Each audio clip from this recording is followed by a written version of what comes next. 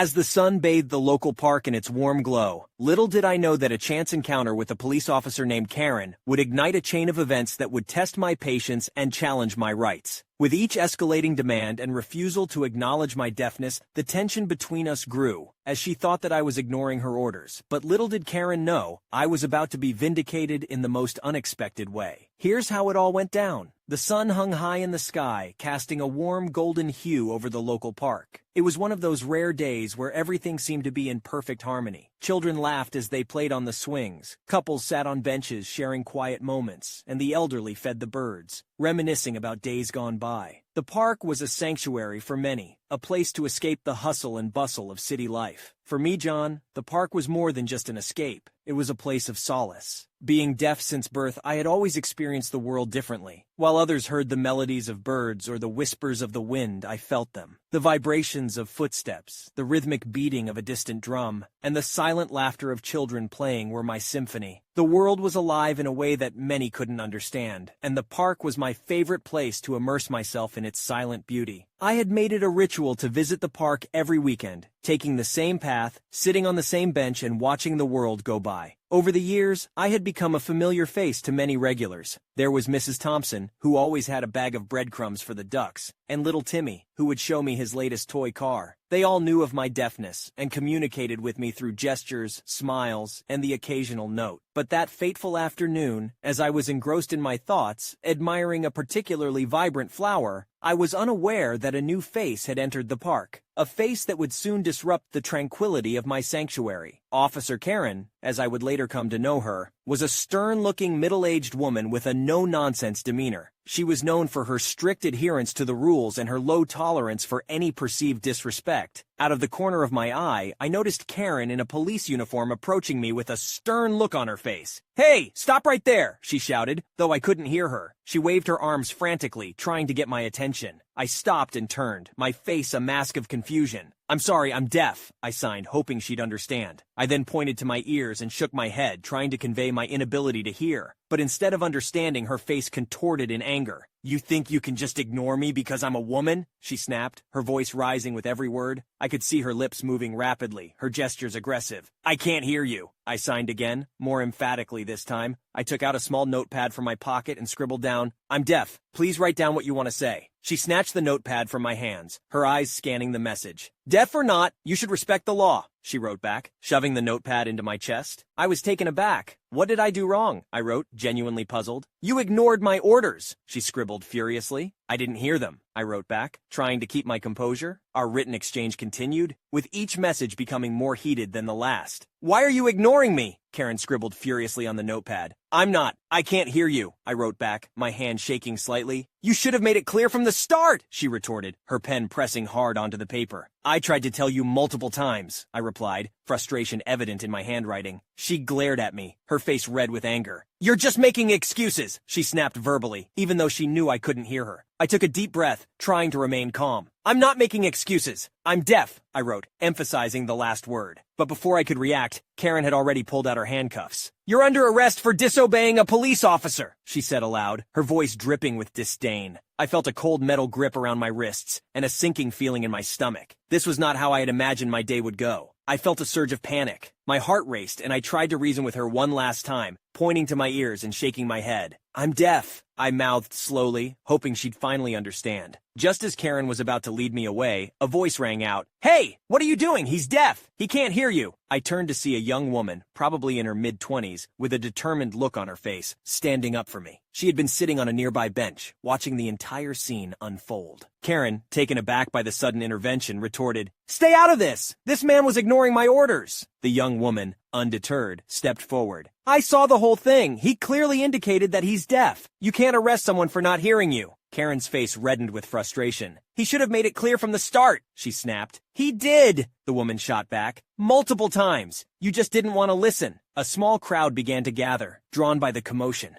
Whispers spread, and it was evident that the majority sided with the young woman and me. Some even began to record the incident on their phones. Feeling the pressure, Karen hesitated for a moment, her grip on my arm loosening. The young woman seized the opportunity. "Release him! Now!" Karen, realizing she was in the wrong, and with the growing audience against her, reluctantly unlocked the handcuffs. I rubbed my wrists, grateful for the timely intervention.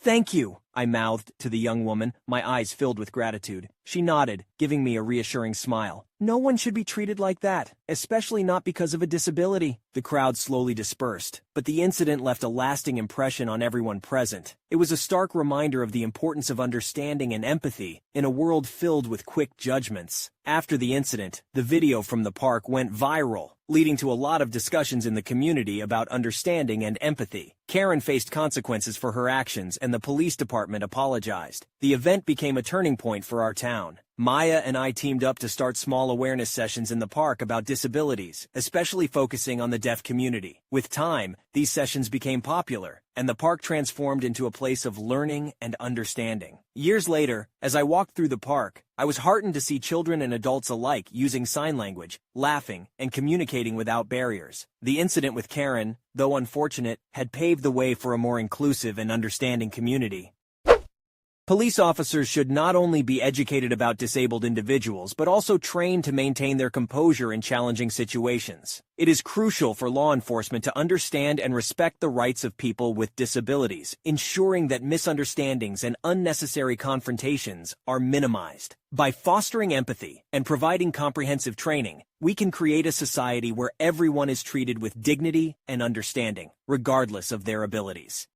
I always thought I knew my family, my siblings, and the love we shared. But on the eve of my wedding, a shocking revelation tore through the facade, shattering my identity and leaving me questioning everything. Secrets, lies, and a hidden truth unfolded, leading to a decision that would forever change the course of my life. Here's how it all went down. I was 23, on the cusp of a new chapter in my life, marriage. But as the date drew closer, the weight of past memories pressed down on me. I have 4 older siblings, all significantly older than me. Each of them had chosen to have child-free weddings, and because of that, I, their younger sister, had never been invited to any of them. I still recall the day my eldest brother announced his wedding. I was just a 10-year-old, brimming with excitement. "So when's the big day?" I asked eagerly, imagining myself in a pretty dress, watching him say, "I do." He hesitated, then replied, "It's an adult-only event, kiddo." I was crushed. "But she's like a sister to me," I protested, referring to his fiancée. "I want to be there." He sighed. "I know it's hard, but it's just how we planned it." 2 years later, history repeated itself. My other brother was getting married. "You remember how it was with our eldest brother, right?" he said, trying to break it to me gently. I nodded, fighting back tears. "I'm not a kid anymore," I argued. "I won't cause any trouble." He gave me a sad smile. "It's not about that, it's just the theme we're going for." Then at 15, it was my sister's turn. She initially seemed open to having me there. But as the days went by, the pressure from the family became evident. "Everyone's saying how peaceful it is without kids," she told me one day. Hopeful, I asked, "So can I come? I'm almost 16. She took a deep breath. "We've set the age limit to 16. No exceptions." I felt a surge of anger. "So every other kid's more important than your own sister?" She looked pained. "It's not like that. If I let you in, others will ask why their kids weren't allowed." In frustration, I shouted, "I've missed every single family wedding. How is that fair?" My parents, overhearing, intervened. Instead of support, they reprimanded me for my outburst and sent me to my room. By the time my last brother got married when I was 17, I had built a wall around my heart. I expected the child-free rule. I expected the exclusion. My step-cousin, who had just turned 18, was invited, but not me. I didn't make a fuss. I simply sent a brief congrats and retreated to my room, where I found solace in the company of the man who would soon become my husband. My parents were furious at my lack of enthusiasm, but by then I had learned to shield myself from their expectations. Now, as I stand on the brink of my own wedding, I need to decide on my wedding guest list. I knew there were names I wouldn't be writing down, my siblings. It was a conscious choice, a reflection of the pain I had felt when I was excluded from their weddings. When the invitations went out and they realized they weren't on the list, they stormed my house, demanding an explanation. I faced them, my heart pounding but my resolve firm. "Remember when you all decided I wasn't old enough to be part of your weddings?" I began, my voice quivering slightly. "Well, now I'm making a choice. You won't be part of mine." Their faces registered shock, but I continued. "Do you have any idea how it felt, watching from the outside, knowing I wasn't wanted at my own siblings' weddings?" My eldest brother tried to reason. "Look, our weddings had alcohol. We didn't think it was a place for kids." I scoffed. "It's not about the alcohol, it's about family. All I wanted was to be there, to share in the joy, to be part of the memories. I didn't care about the after party or the drinks." Then, my mother, in a voice dripping with indignation, interjected, "How can you do this? We're family. We should be together on such an important day. I looked at her, the irony of her words stinging. Funny you should say that now, I retorted. Where was this sentiment when I was left out time and again? I took a deep breath, steadying myself. This is my wedding, my choice. And while I hear your reasons, you need to hear mine too. It's time you all felt what I felt. Now, as I reflect on it all, I can't help but wonder, am I the jerk here, or is it just the consequence of years of feeling left out? The next day, I called them all for a sit-down. The atmosphere was thick with tension as I began, I'll reconsider the invitations, but only if you're honest with me. No more hiding, no more lies. They exchanged uneasy glances, and the room was filled with an oppressive silence. Finally, my eldest brother cleared his throat. We're not exactly your siblings. My heart raced. What do you mean? He hesitated. You're our cousin. Your dad, our uncle, was raising you alone. When he died, our family took you in. My mind reeled, trying to process the information. And my mother? I asked, my voice barely above a whisper. He shook his head. We don't know. The weight of the revelation was suffocating. All these years I had believed them to be my siblings, but in reality, I was just the orphaned cousin they had to look after.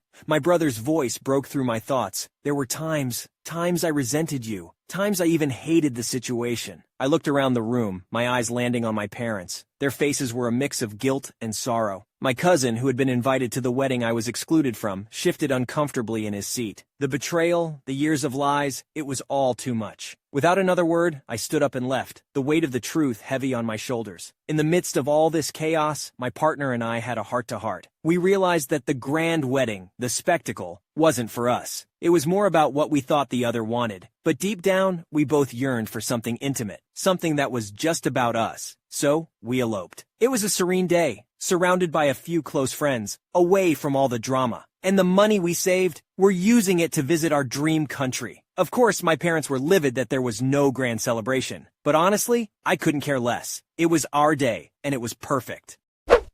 Wow, families can be such a tangled web sometimes. It's heartbreaking to see someone discover truths like that, especially when they've been in the dark for so long. I genuinely hope she finds the strength to navigate through this and comes out stronger. Life throws curveballs, but it's all about how we catch them and move forward.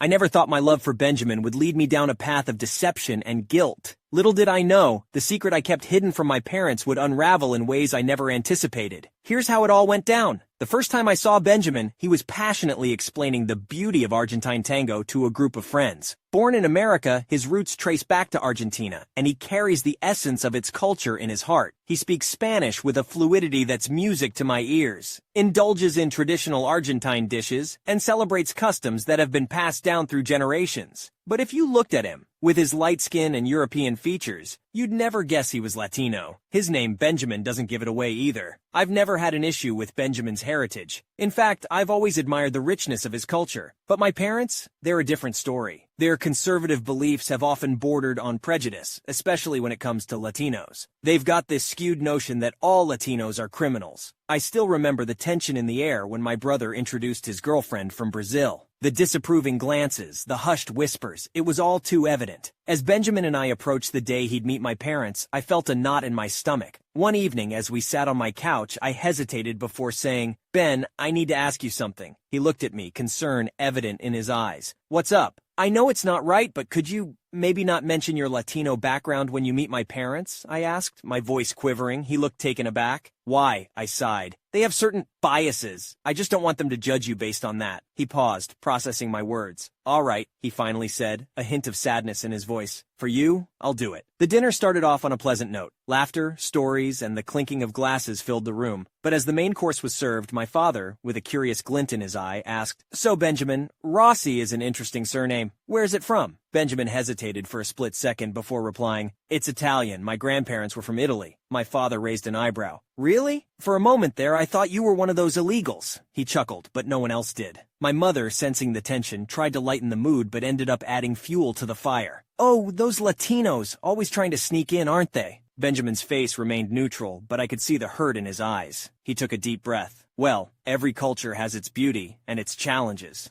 The drive back home was silent for the most part. The city lights blurred past us, mirroring the turmoil in my mind. Finally, Benjamin broke the silence, his voice filled with pain. "I can't believe I agreed to hide who I am. It felt like a betrayal to myself." I gripped the steering wheel tighter. "I'm so sorry, Ben. I thought it would make things easier." He looked out of the window. But at what cost? My dignity? I felt a pang of guilt. My parents loved Benjamin, but their prejudices clouded their judgment. I was torn between my love for him and my loyalty to my family. How could I choose between the two most important parts of my life? The weight of my actions pressed heavily on my chest, making it hard to breathe. Every time I replayed the dinner scene in my mind, the realization hit me harder. In my attempt to protect Benjamin from my parents' prejudices, I had unknowingly become an accomplice to their bigotry. My silence, my passive acceptance, was as damaging as their overt racism. The guilt was suffocating. One evening I invited Benjamin over. The room was dimly lit, and the tension was palpable. I took a deep breath, trying to find the right words. "Benjamin," I began, my voice shaky, "I'm so sorry. I should have never asked you to hide who you are." He looked at me, his deep brown eyes searching mine. "You know, I thought you were different," he said, his voice tinged with hurt. "But asking me to deny my heritage? That hurt more than any racist comment." I felt a lump in my throat. "I know," I whispered. "I was trying to protect you, but I realize now that I was just being a coward." He took a moment, then said, "I get it. You were scared, but it felt like you were ashamed of me." Tears welled up in my eyes. "I'm not ashamed of you, Ben. I'm ashamed of myself and of my parents. I should have stood up to them from the start." He sighed, running his fingers through his hair. "It's not entirely your fault. It's the environment you were raised in. But now that you see it, what are you going to do about it?" I took his hands in mine. "I'm going to make it right, starting with confronting my parents, and I promise, I'll never let anyone make you feel less than the amazing person you are." He gave a weak smile, pulling me into a hug. "I just hope it's not too late for us." The sun was high in the sky, casting a warm glow over the restaurant's patio, but inside, the atmosphere was icy cold. I'd asked my parents to meet me for lunch, knowing that I had to address the elephant in the room. As we settled into our seats, I could feel the weight of the impending conversation. "So, did you like Benjamin?" I began, trying to gauge their feelings. They exchanged glances before nodding in agreement. Encouraged, I took a deep breath and said, "There's something I need to tell you about him." My mother raised an eyebrow, her gaze sharp. "What is it?" "He's Latino," I blurted out. The silence that followed was thick and suffocating. I could hear the distant chatter of other diners, but at our table, not a word was spoken. I had expected anger, maybe even a loud outburst, but this silence, it was far more unnerving. Finally, my father cleared his throat. "So, you're dating one of them?" he said, his voice dripping with disdain. My mother chimed in, her tone pleading. "Honey, why? There are so many good boys out there. Why choose someone like that?" I felt a surge of anger. "Because he's a good person, Mom. Why can't you see past his ethnicity?" My father leaned forward, his eyes cold. "We've seen their kind. They put on a good show at first, but you'll see their true colors soon enough." I clenched my fists, trying to keep my composure. "Dad, you're talking about an entire group of people based on stereotypes. Benjamin is not a stereotype. He's kind, loving, and genuine." My mother sighed. "We just want what's best for you. And I want what's best for me too," I shot back. "And right now, that's Benjamin." The argument went back and forth, with neither side willing to budge. The more they spoke, the more I realized how deep-rooted their prejudices were, and the more determined I became to stand my ground. Finally, unable to take it any longer, I stood up. "I love you both, but I won't let your biases dictate my life." With that, I walked away. As I left the restaurant, a mix of emotions washed over me. There was guilt for not seeing their prejudices sooner, pride for standing up for what I believed in, and a deep sadness for the rift that had formed between us. But through it all, one thing was clear. I had chosen love over prejudice, and I wouldn't have it any other way. To my friends, thank you. Your words, whether supportive or critical, opened my eyes to my mistakes and the pain I'd inflicted on Benjamin. I'm not seeking forgiveness, but I hope my journey serves as a reminder that love should always triumph over prejudice.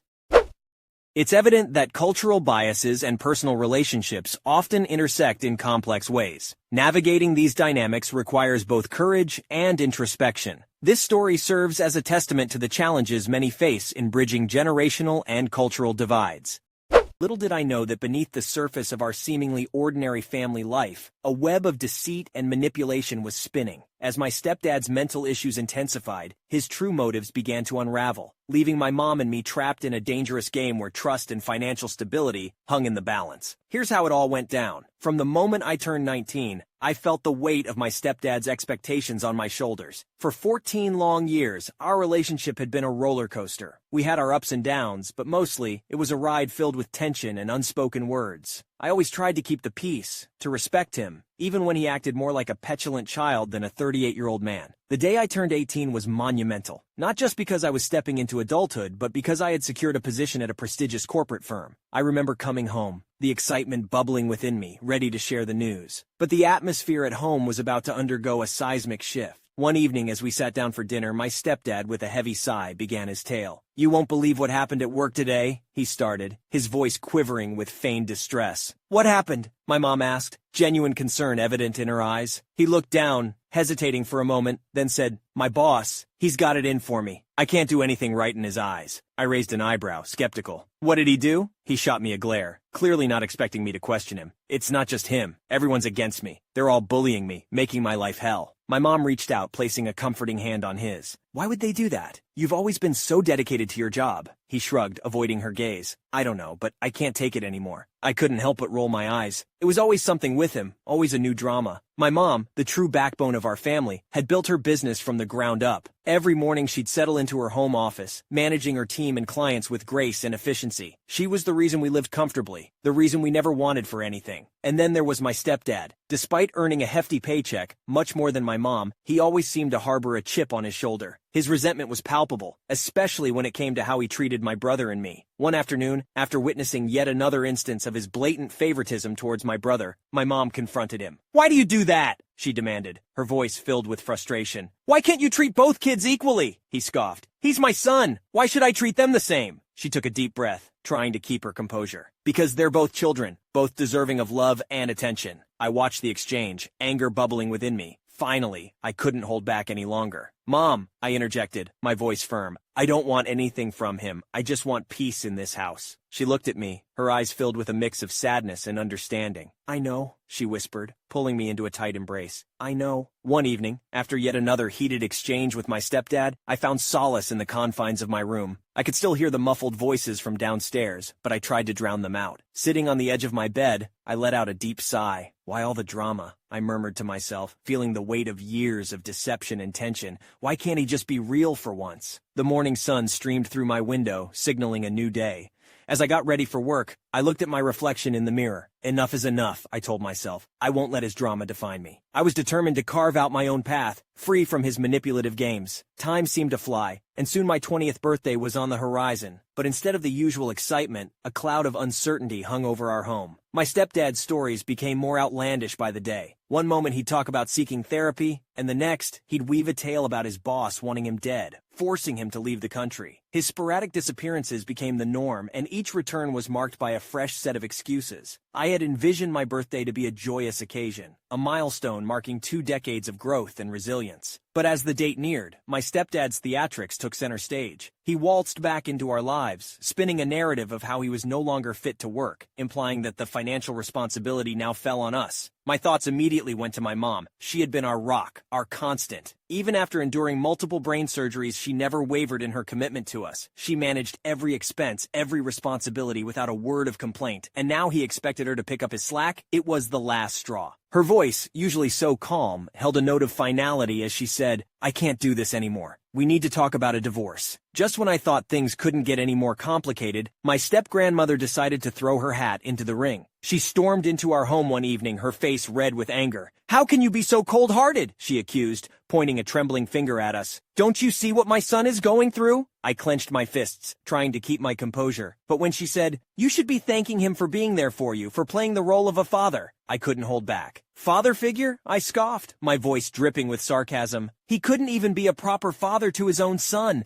What makes you think he was any different with me?" She looked taken aback, but I wasn't done. "You have no idea what goes on in this house, so before you come here pointing fingers, maybe get your facts straight." But the drama took an unexpected turn when I discovered she was bad-mouthing me at work. The whispers, the sidelong glances, the hushed conversations that stopped when I walked by, it was all becoming too much. We worked in the same office, and while I tried to keep things professional, it was clear she had other plans. One evening, a colleague pulled me aside. "Hey, just thought you should know. Your step-grandma's been saying some pretty wild stuff about you." I sighed, rubbing my temples. "Thanks for the heads up." The dilemma was real. Should I go to HR? She was on the brink of retirement, and part of me wondered if it was worth stirring the pot. But another voice inside me whispered, "Enough is enough. Late at night, as I sat on my bed, the weight of the situation pressing down on me, I realized this wasn't just about family drama. It was about standing up for myself, about not letting others define me. And with newfound determination, I decided that no matter what, I'd face this head-on and come out stronger on the other side. The days leading up to my birthday were a whirlwind of emotions. The rumors at work grew louder, and the tension at home was palpable. But amidst all the chaos, I found solace in my friends and the few family members who stood by me. They became my anchor, reminding me of my worth and urging me to stay strong. The night of my birthday party arrived, and it was everything I had hoped for. Friends, laughter, music, and a sense of camaraderie that made all the recent troubles seem distant. As the night wore on, I took a moment to step outside, needing a breath of fresh air. The cool breeze felt soothing, and I looked up at the starry sky, lost in thought. To my surprise, my mom joined me. She wrapped an arm around me, and we stood there in silence for a while. "You know," she began, "life has a way of testing us, but it's these tests that show us who we truly are." She paused, taking a deep breath. "I've decided to go through with the divorce. It's time we both found our peace." I hugged her tightly, tears streaming down both our faces. It was a moment of closure, of new beginnings. The next day I walked into HR and reported my step-grandmother's behavior. They took immediate action, ensuring a safe and respectful work environment for all. She was given a stern warning, and while she did retire a few months later, the rumors and whispers ceased. Life slowly returned to normal. My mom and I grew closer, finding strength in each other. We moved to a new place, leaving behind the memories of the past and looking forward to a brighter future. My stepdad and his mother faded into the background, becoming distant memories. As the years went by, I often looked back at that tumultuous time, realizing that it was a turning point in my life. It taught me the importance of standing up for oneself, of choosing peace over chaos, and most importantly, of cherishing the bonds that truly matter.